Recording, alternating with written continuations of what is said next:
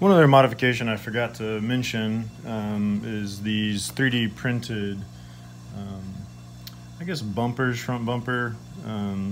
It does a good job on the buggies of preventing breaking a lot of steering components and suspension components when you run into something.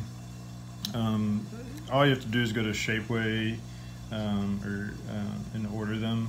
I don't have a 3D printer. I order them from Shapeways. You can just search for GT24 and it'll come up. This is one for the buggy, and then there used to be one on there for the Truggy and monster truck as well. It's a little longer. I'm not sure if it's on there now, but last time I ordered them, they're great for the Truggy and monster truck, and they're pretty awesome for the buggy as well. I put one on the rally car. This is the one on the rally car, and it actually fits perfectly underneath in the body, just like this. It sits in there just like that. I obviously cut the buggy or the rally car body right here, cut that off to be flush, and then this fits in there perfectly when it's on there. You do have to source a little bit longer screws because it is a little bit thicker, but those screws are pretty easy to find. I just ordered them on eBay. But they're self-tapping, and you put the longer ones on the inside closer to the car, and then you move the stock longer ones from the rear to the front. You move the stock screws from here to here, and you buy longer ones there.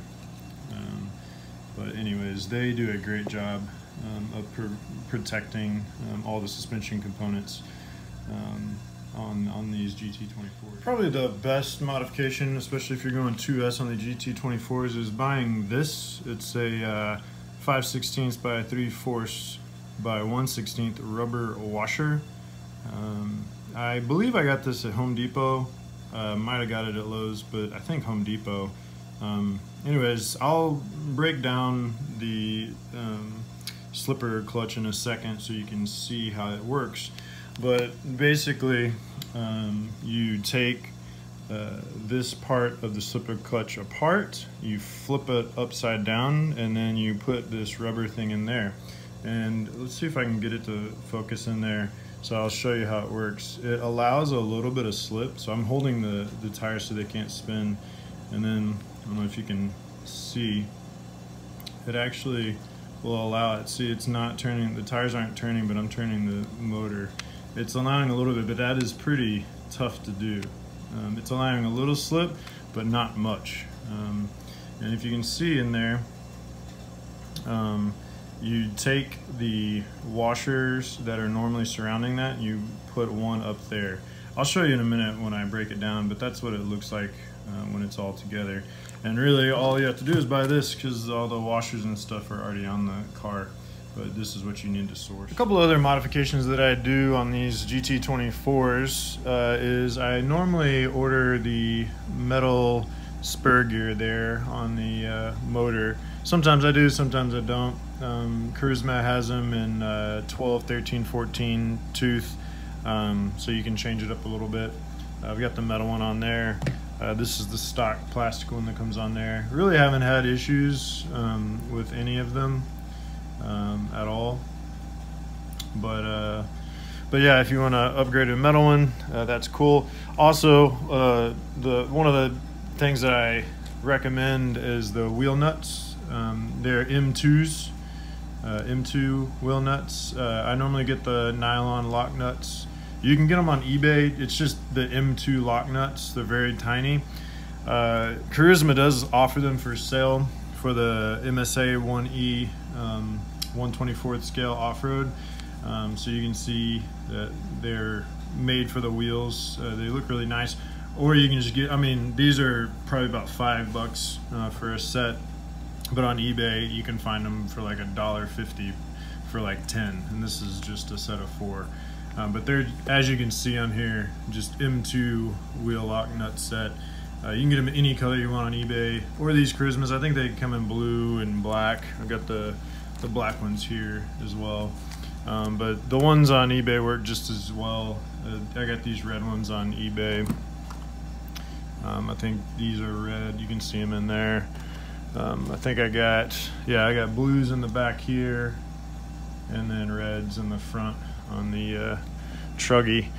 One issue I had that I've never had before, is quite odd, is I ordered these dog bones, the truggy and truck dog bones, and inside of this package are actually the GT24 buggy dog bones, which is really odd. The buggy and rally car have the same size, but the truggy and the truck have longer dog bones, and these that came inside of here were the shorter ones.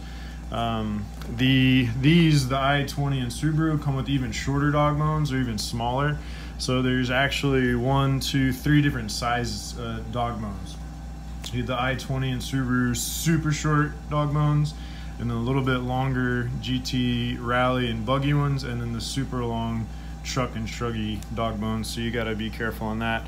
The next thing I'm going to do is show you how to modify this center slipper clutch. I'm going to go through the parts on it and show you how to take it apart and upgrade it. To get to the center slipper clutch, all you have to do is take out these 6 screws, 2, 4, 6, take the top off, and then this has 4 screws on the bottom of it, and this has 4 screws on the bottom of it, and those are right here. 4 screws, 4 screws, and then you'll get to here. You'll remove these, the front and rear suspension housings, and then you'll need to take off these 4 screws that hold the ESC and receiver on there, and then the center drive shaft will kind of pop out of here and then pop out of here, and you can kind of angle it to get it out just right. When you do that, be careful. Sometimes the bearings come out, sometimes they stay. The bearings go in here, right there. The bearings stay in there. And then on here, you have a loose washer here, the silver loose washer there, and you have a loose silver washer there. So the first thing I do when I am going to do this is I take those silver washers off and set them to the side so they don't get lost. You don't want to lose any washers. So there's the rear and there's the front. The only supplies you need to upgrade this center slipper clutch is this 5/16 by 3/4 inch by 1/16 inch rubber washer. That's all you need. I think I got it from Home Depot, maybe Lowe's. So you'll see on here that there's a clip, a black clip right there.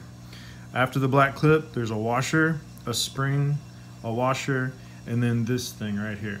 All we're gonna do, and I'll show you, is gonna take the clip off, the C clip off, take the washer off, the spring off, washer off, take this off, this thing that clicks, you'll hear it click, especially when you're in 2S.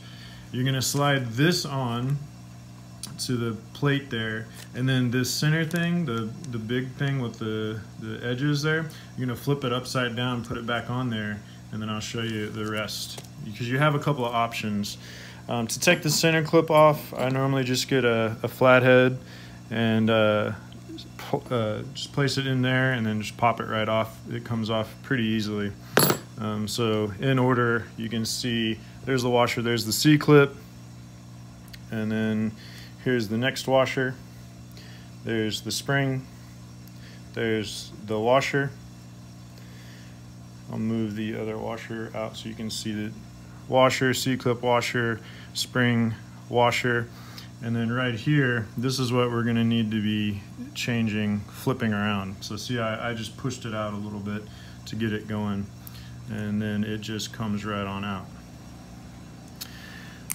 So the way that it originally goes on there is like this, right here, like this. It goes on there, and you can see that it fits in these grooves, and then if it slips, it clicks, click, click, click. That's why you hear all the clicking.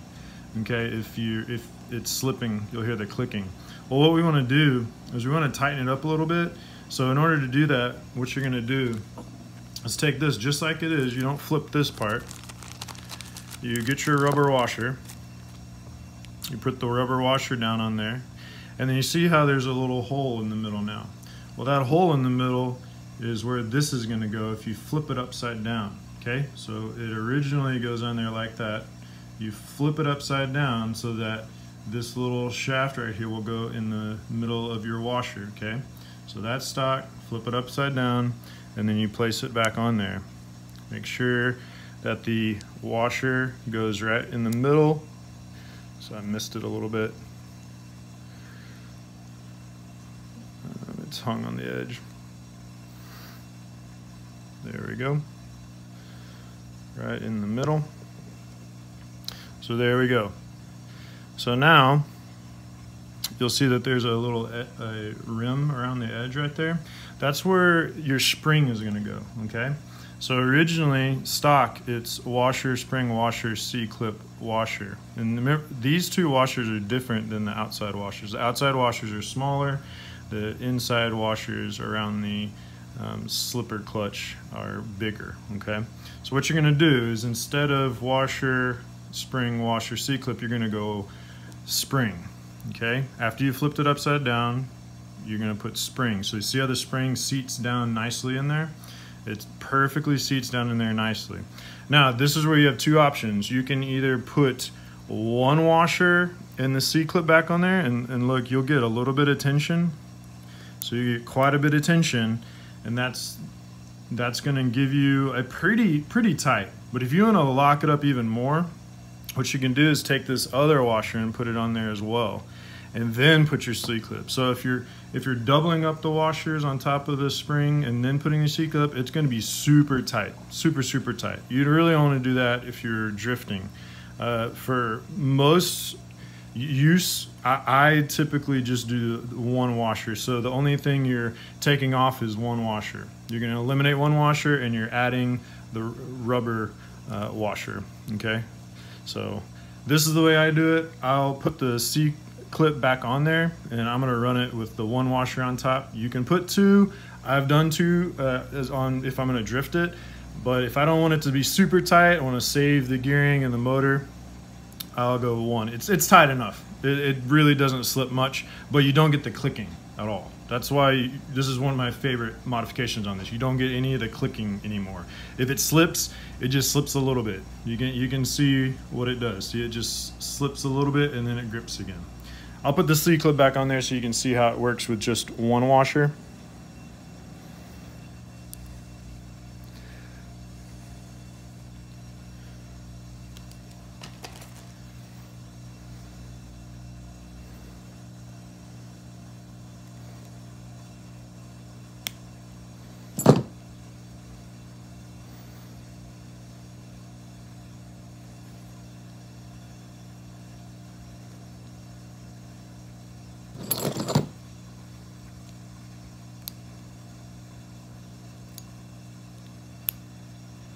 So you can see that has quite a bit of tension, but it still slips a little bit.